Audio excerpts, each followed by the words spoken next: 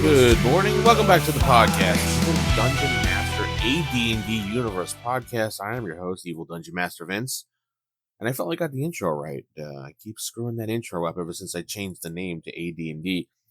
Anyway, hopefully you're doing well out there. I know I am. It is Friday. It's time for the weekend, and it's time for another podcast. Ask the DM at theevildm.com. Theevildm.com is my website, and youtube.com/theevildm. Rumble.com/theevildm, Patreon.com/theevildm. Now we got all that all out of the way. I had and checked all my stuff out on YouTube, my solo quests, my side quests, everything else. A couple of channels that I'm managing now to try to break things up for people who want to see certain things and not see other things. But anyway, thank you to those that give feedback and suggestions to everything that I do for this podcast and support everything I do as we're getting further and further up the ladder towards I guess 11,000 subscribers on YouTube and close to 1,000 subscribers for Spotify. So I'm happy about that. Anyway, today we're going to look at another thing from Polyhedron magazine, but we're going to go a little further back this time. And just before I continue with this, now, when I do things for this podcast, I think some people get a little confused that I'm only doing first edition and not second edition. So when it comes to some of these things, sure, later on in second edition, they may have modified or added or made clarifications because, it's a different edition. They have to do that. So anyway, Polyhedron 22 came out in 1985. And if you were one of the kids that was able to get this magazine delivered or newsletter delivered to your house, like I was able to do, my parents didn't know exactly what this magazine was at first, so I was able to get a lot of these to the home. Wasn't that expensive either. I don't remember it being that expensive. But anyway, there is on page 22, there is a bunch of new unofficial spells, because everything in Polyhedron magazine was kind of quote-unquote unofficial or official, I don't know. A lot of the stuff, it was a lot of test stuff, things. It was done by people for other people. So that's why I really liked Polyhedron magazine better than Dragon magazine, because of some of the stuff that was in here. And they have graphics and stuff like Dragon magazine, and graphics, images, but it was more of a newsletter. So people would share it and write things into it and they would include it. So if it didn't work, well, it's in this. But there is a whole section here for unofficial spells for clerics, new spells for clerics, is saying, by John Pickens. The article has a whole bunch of new spells. It starts off with one small paragraph before getting into it. Remember when you last tried to recharge your Staff of Striking and couldn't figure out what spell to use?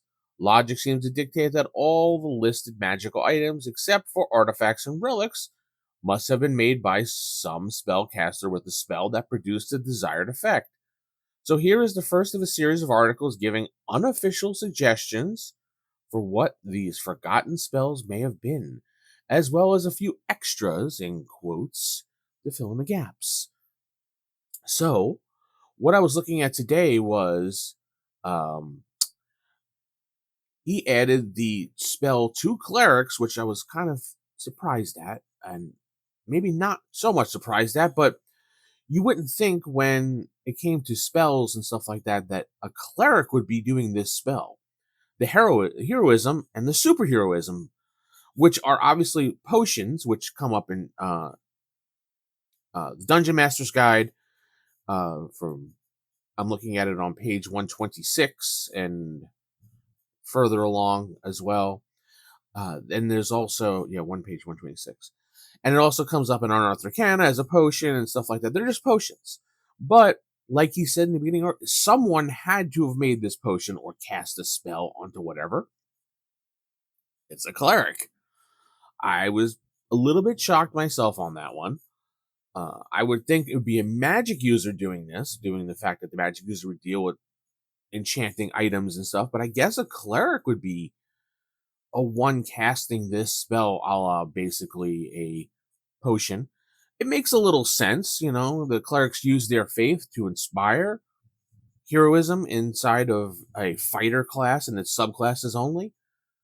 Um, I don't like that it was just restricted to fighter classes and sub-fighter classes, but I guess I get it. So going over the whole thing, it is a third level spell for them.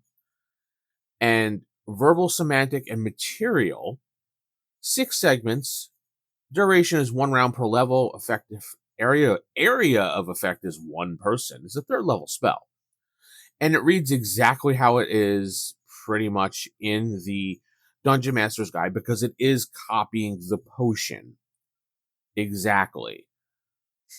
So this adds extra hit points onto you. So we'll go over it real quick. The spell affects only a fighter class and fighter subclass, conferring a temporary increase in life energy levels upon any such individual with fewer than 10 levels of experience, including 0 level men-at-arms. The amount of increase is shown below. And it has a 3-column chart here, uh, depending on the level of the person and how many levels of energy you would get, and a 10-sided dice for accumulated damage bestowed, and basically how much you would get. The recipient fights as though an experience level bestowed upon the magic for the duration of the spell. Damage sustained is taken first from the magically gained hit dice and bonus points. The material component is a cleric's holy symbol. And then the superheroism is 6 level spell, and it's 3 rounds per level is the only difference.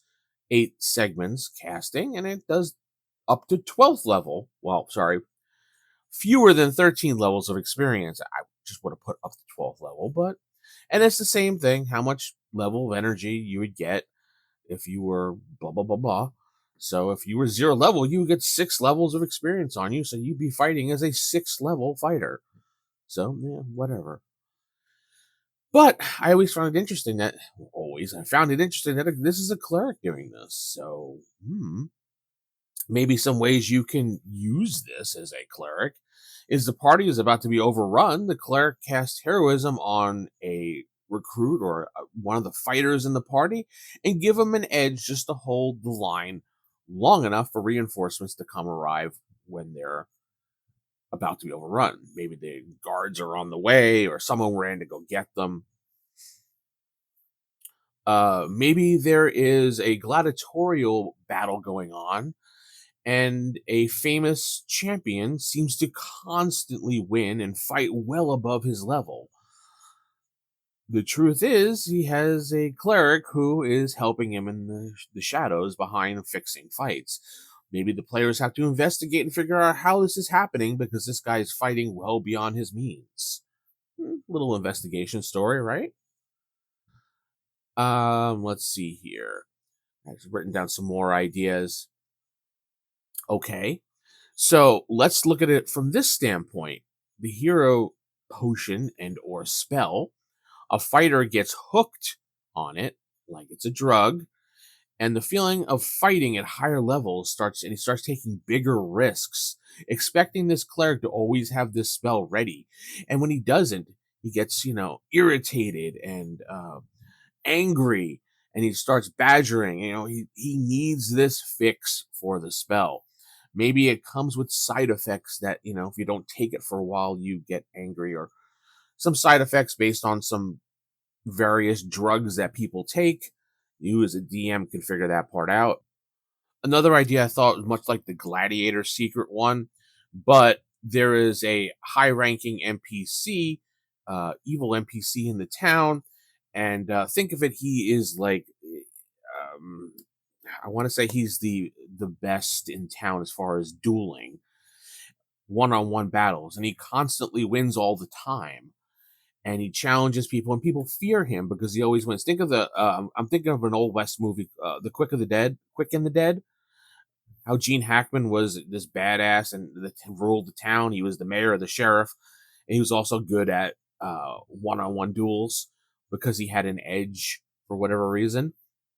Well, the NPC of this town has this edge, and he rules over them with fear. And anybody that steps up to challenge him can't beat him because he has this advisor that quickly cast heroism on him, or superheroism in this case, and he gets all these level boosts, and boom, he wins.